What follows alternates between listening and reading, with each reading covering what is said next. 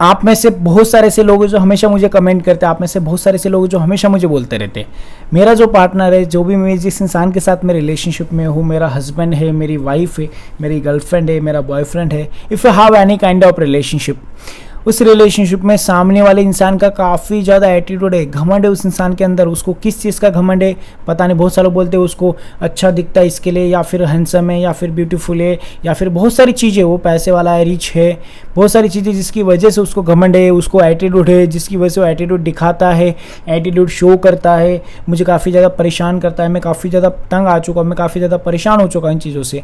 मुझे इन चीज़ों में क्या करना चाहिए, उसका एटीट्यूड को कैसे तोड़ा, ऐसा क्या करे कि उसका जो एटीट्यूड है वो एटीट्यूड वो ना दिखाए, या फिर उसके एटीट्यूड का कैसे तोड़ सकते हैं। जब कोई पार्टनर आपका या फिर कोई भी इंसान आपको एटीट्यूड शो कर रहा है, हमें कैसे बिहेव रखना चाहिए, कैसे उस इंसान के सामने पेश आना चाहिए, इसी के बारे में इस वीडियो में बताने वाले हैं। साइकोलॉजी क्या कहती है इसके बारे में, किसी इंसान का एटीट्यूड कैसे तोड़ा जाता है, इसके बारे में डिस्कस करने वाले। नमस्कार दोस्तों, मेरा नाम है हरीश, आप देख रहे हैं टिप्स विद हरीश। चलिए शुरू करते हैं। आप में से ऐसे बहुत सारे व्यूवर है जो मुझसे पर्सनली 1-on-1 कॉल पे बात करना चाहते हैं। अगर आप कॉल पे बात करना चाहते हो, मुझे इंस्टाग्राम पे या फिर व्हाट्सएप ऐप मुझे मैसेज कर सकते हैं कि सर कॉल बुक करना है। उसके बाद आपको डिटेल्स मिलेगी जिसमें चार्ज लिखा होगा, कॉलिंग का चार्ज लगता है। अगर आपके पास आपको ज़्यादा नीड है तभी जाके आप कॉल बुक कराएंगे, अदरवाइज आपको कॉल बुक कराने की जरूरत नहीं, क्योंकि कॉलिंग के लिए चार्ज लगता है जो मैंडेटरी होगा, ठीक है ना। अगर आपको ज़्यादा नीड आ रही है, आपके पास पैसे नहीं, तो आप मुझे यूट्यूब लाइव में ज्वाइन कर सकते हैं। संडे को हम लाइव आते हैं रात को, तो आप लाइव में मुझे फ्री में सवाल पूछ सकते हैं, जो आपको जवाब मिल जाएगा, ठीक है। अभी हम आते टॉपिक पे कि एक ऐसे इंसान के साथ रिलेशनशिप में है जिस इंसान के साथ स्टार्टिंग में सब कुछ अच्छा था। वो इंसान काफ़ी अच्छे तरीके से रिस्पेक्ट करता था, काफ़ी अच्छे तरीके से हमारी वैल्यू करता था, काफ़ी अच्छे तरीके से हमें सब कुछ रिस्पॉन्स करता था, सब कुछ हम जो बोलते थे वो सारी चीज़ें करता था। अब धीरे धीरे उस इंसान के अंदर चेंजेस आ रहे, उसके बिहेवियर में चेंजेस आ रहे, उसके नेचर में चेंजेस आ रहे। क्यों?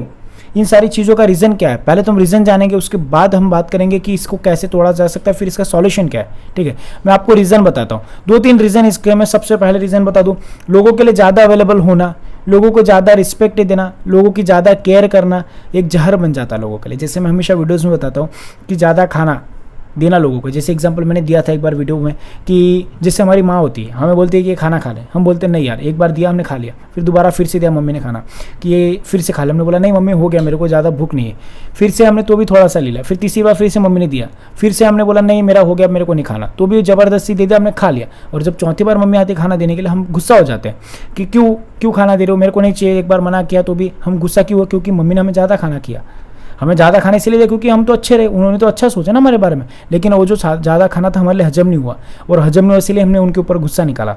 वैसे लोगों को ज़्यादा रिस्पेक्ट, ज़्यादा इज्जत दोगे तो वो आपके ऊपर गुस्सा ही निकालेंगे, उनको हजम नहीं होगा वो सारी चीज़ें। और ये जो रिस्पेक्ट है, ये जो प्यार है, ये जो केयर है, इन सारी चीज़ों की वजह से आपके सामने वाला जो पार्टनर है, जिसको अक्ल नहीं, बिल्कुल उसको बिल्कुल भी किसी चीज़ की अक्ल नहीं है, जिसको कोई भाव नहीं देता मार्केट में, कोई भाव नहीं बाहर उसको, वो इंसान आपको एटीट्यूड दिखा रहा है। जिसको एटीट्यूड का ये नहीं आता, वो आपको एटीट्यूड दिखा रहा है। क्यों? बिकॉज आपने आपकी सेल्फ रिस्पेक्ट। ऐसे लोग आते हैं मेरे पास जो इतने पढ़े लिखे हैं और गवार इंसान के पीछे अपनी जिंदगी बर्बाद करे, गवार इंसान को छोड़ के जा रहा है, गवार इंसान के लिए रो रहे। ऐसे पढ़े लिखे लोग मेरे पास आते हैं, बहुत ज़्यादा पढ़े लिखे लोग आते हैं और जो ऐसे इंसान के लिए रो रहे जिसकी कोई मतलब औकात है उसके सामने, कोई इज्जत है उसके सामने। अरे यार सर ये इंसान तो ऐसा था, इतना गरीब था, मैंने इसकी मदद की, मैंने तो इसको पैसा दिया, इसका ऐसा किया। अरे जो गरीब है इनको तुमने पैसा दिया, इनकी मदद की, इसीलिए तो उनका एटीट्यूड बढ़ा।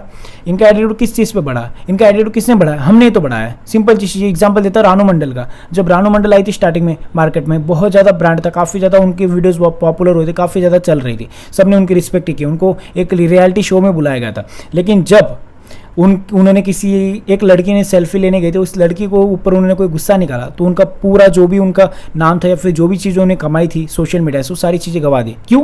क्योंकि उनका जो घमंड था उसकी वजह से उनका जो एटीट्यूड था क्यों बढ़ा था? क्योंकि लोगों ने हम ही ने उन लोगों ने उनको इतना सपोर्ट किया, उनकी वीडियोज़ देखी, उनको इतना प्यार दिया, उसकी वजह से वहाँ पर पहुँचे और फिर उनका एटीट्यूड बढ़ गया तो नीचे आ गई।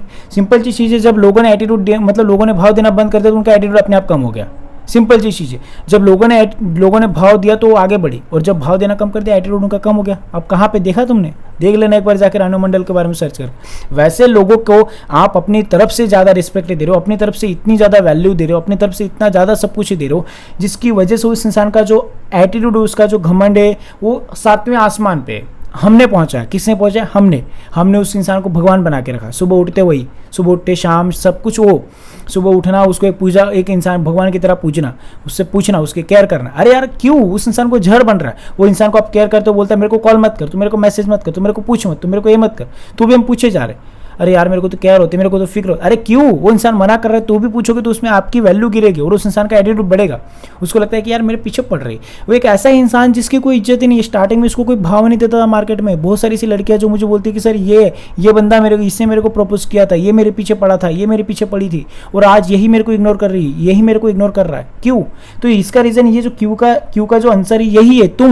तुमने जो अपना नेचर है, तुमने जो अपना भी, मेरे पास ऐसे लोग आते हैं, ऐसे कॉल आते हैं जिनको मैं समझा के थक चुका हूँ। 2-2 3-3 बार कॉल बुक हुई उन लोगों के, मैं समझा के थक चुका हूँ कि ये चीज़ें मत करो, तो भी कर रहे, गधे बन चुके हैं लोग। अरे यार सिंपल सी चीज़ है कि किसी इंसान, देखो सुधार कब आएगा चीज़ों में? जब अपने तरफ से कुछ चेंजेस होंगे। हम ये एक्सपेक्ट करते हैं कि वो इंसान चेंज हो जाएगा, उसका एटीट्यूड चेंज हो जाएगा। उसका एटीट्यूड नहीं चेंज होगा, उसका एटीट्यूड है ही नहीं। हमने जो हरकतें की उसकी वजह से उसका एटीट्यूड बढ़ चुका है। हमने अपनी तरफ से हरकतें बंद कर दी तो अपने आप उसका एटीट्यूड बन जाएगा। एक डब्बा रखा है, उस डब्बे में ऊपर से पानी आ रहा है, ठीक है, वो पानी आ रहा है तो डब्बा भर रहा है, ऊपर से पानी बंद कर देंगे, डब्बा कैसे भरेगा? नहीं भरेगा। तो वैसे किसी इंसान को जब हम अपनी तरफ से सप्लाईज नहीं देंगे, अपनी जो सप्लाईज है, ये प्यार इज्जत ये देंगे नहीं, तो कहाँ से उसके अंदर एटीट्यूड आएगा? उसका एटीट्यूड किसने बनाया? हमने बनाया। उसके साथ ये जो सारी चीज़ें की, किसने की? हमने की। हमारी वजह से सब कुछ हुआ है। हमारे नेचर में हमने जो हमारा बिहेवियर है, हमने उस इंसान के सामने खुद को जैसे पेश किया है।